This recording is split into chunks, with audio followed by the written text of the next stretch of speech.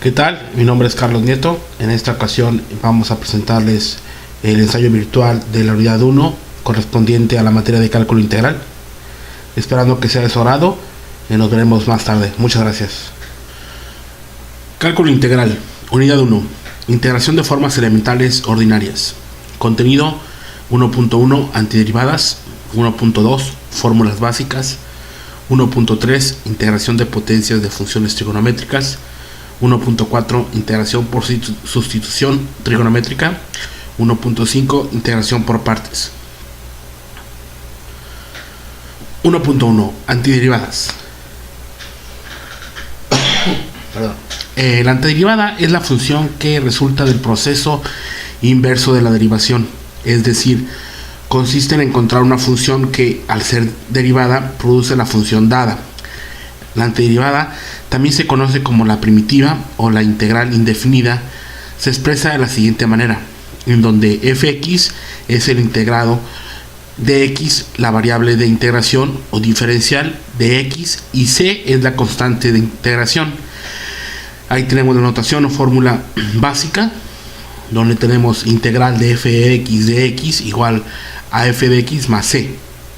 El conjunto de todas las antiderivadas se denomina la integral indefinida de f respecto a x, denotada por, y vemos prácticamente la misma formulita de arriba, donde tenemos el símbolo de integral, la función integrando, el diferencial de x, que es de x, una antiderivada de f mayúscula, y la constante de integración, que es c o constante. La antiderivada o primitiva de una función fx es otra función fx más c, donde c es una constante. Si al derivar fx más c nos da como respuesta fx, es decir, f' de x es igual a fx, a la función f mayúscula x se le llama una antiderivada de la función f de x. Un ejemplo, ¿qué se deriva para que la derivada sea f' de x igual a 4? Y ahí tenemos una serie de respuestas que todas nos van a dar el mismo resultado. Tenemos f1 por x es igual a 4x. Otra opción sería f2 de x es igual a 4x más 5. f3 de x igual a 4x menos 2. f4 de x es igual a 4x menos 12, y así sucesivamente. De esta forma serían otros ejemplos muy similares. Aquí tenemos en el 1.2 las fórmulas básicas de integración que por lo general se utilizan. Hay muchas otras más, de la verdad son muchas fórmulas, pero bueno, aquí tenemos en conjunto algunas de las principales, ¿no? Y podemos ver ahí las fórmulas.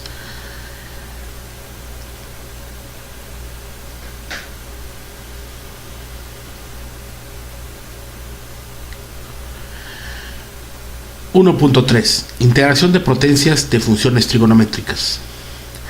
Veremos métodos para resolver integrales de productos y potencias de funciones trigonométricas. Consisten esencialmente en el método de sustitución junto con algunas identidades trigonométricas. Las identidades trigonométricas fundamentales que debemos recordar son seno al cuadrado de x más coseno al cuadrado de x igual a 1, seno que multiplica menos x es igual a menos seno de x, donde seno es una función impar. Coseno que multiplica menos x igual a coseno de x. Coseno es una función par. Y ahí tenemos una representación gráfica de algunos elementos trigonométricos.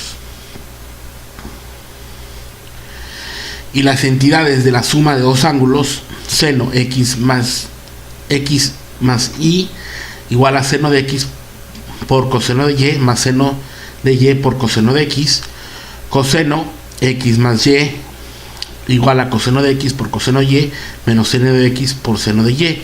Cualquier otra identidad que sea necesaria se deduce a partir de estas, y así lo veremos en la medida que se necesite. Aquí vemos unos ejemplos de integrales de esta forma, donde tenemos como primer ejemplo integral de seno a la n por x al de x, y integral de coseno a la n por x de x. Como número 2 tenemos integral de seno a la m de x por coseno a la n por x de x. Número 3 tenemos integral de tangente a la n por x de x.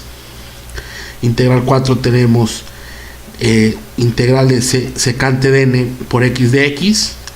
Número 5, integral tangente de m por x por secante de n a la n por x de x. En la fórmula 6 tenemos integral de seno por nx por coseno de mx de x con n que no es igual a m, ¿sí? Y 7 tenemos integral de seno de n por x por seno de mx por dx, o integral de coseno de nx por coseno de mx de x con n que no es igual a m. 1.4 integración por sustitución trigonométrica. Si un integrando tiene una expresión de la fórmula raíz cuadrada de a cuadrada menos b cuadrada por x cuadrada, o raíz cuadrada de a cuadrada más b cuadrada por x cuadrada, o raíz cuadrada de b cuadrada por x cuadrada menos a cuadrada, donde a mayor a 0 y b mayor a 0, una sustitución trigonométrica adecuada transforma la integral original en una que contiene funciones trigonométricas más fácil de resolver en general. Las sustituciones adecuadas son, si se tiene, de los ejemplos anteriores arriba, si se tiene raíz cuadrada de ax menos bx por x, hacemos x igual a entre b de seno por t. Raíz cuadrada raíz cuadrada de a cuadrada más b cuadrada de x cuadrada, hacemos x igual a entre b tangente de t. Y si tenemos raíz cuadrada de b cuadrada por x cuadrada menos a cuadrada, hacemos x igual a sobre b secante de t. Para devolver el cambio, hacemos uso de la definición geométrica de las funciones trigonométricas. En un triángulo rectángulo, si t es la medida del ángulo de uno de los catetos a la hipotenusa, entonces seno de t igual a cateto puesto sobre hipotenusa. Coseno de t igual a cateto adyacente entre hipotenusa, y las demás funciones trigonométricas se definen cambiando adecuadamente estos dos. Tangente de t es igual a seno de t entre coseno de t igual a cateto opuesto sobre cateto adyacente. 1.5 integración por partes. El método de integración por partes está basado en la derivada de un producto de funciones, como se demuestra a continuación. D por u por b igual a u de b más b de u. Por eso es que se usa para integrales que contienen dos funciones que se multiplican entre sí. Aquí podemos ver las siguientes fórmulas. Integral de d que multiplica u por b igual a integral de u de b más integral de b de u. Se integra con ambos lados de la fórmula. U por b igual a integral de u de b más integral de b de u, resolviendo la integral. Integral de u de b igual a v menos integral de b de u, despejando queda la fórmula de la integración por partes.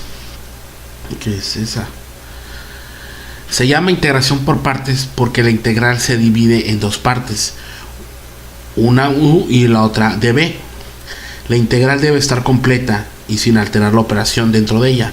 Esta selección es lo más importante y debe realizarse de la siguiente manera. 1. En la parte que corresponde al db debe ser la función más fácil de integrar. Número 2. En u debe ir aquellas funciones que no tienen integral directa, funciones logarítmicas e inversas. Luego se pueden considerar las funciones algebraicas, puesto que la derivada es reductiva.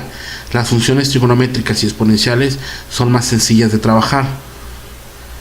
Una de las reglas para saber si el procedimiento realizado es correcto, la integral resultante debe ser más sencilla que la original, o si no de igual dificultad.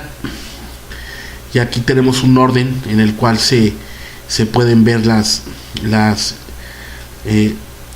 variables, y se le llama hilate porque la i corresponde a las inversas, las logarítmicas, las algebraicas, la trigonométrica y la exponencial.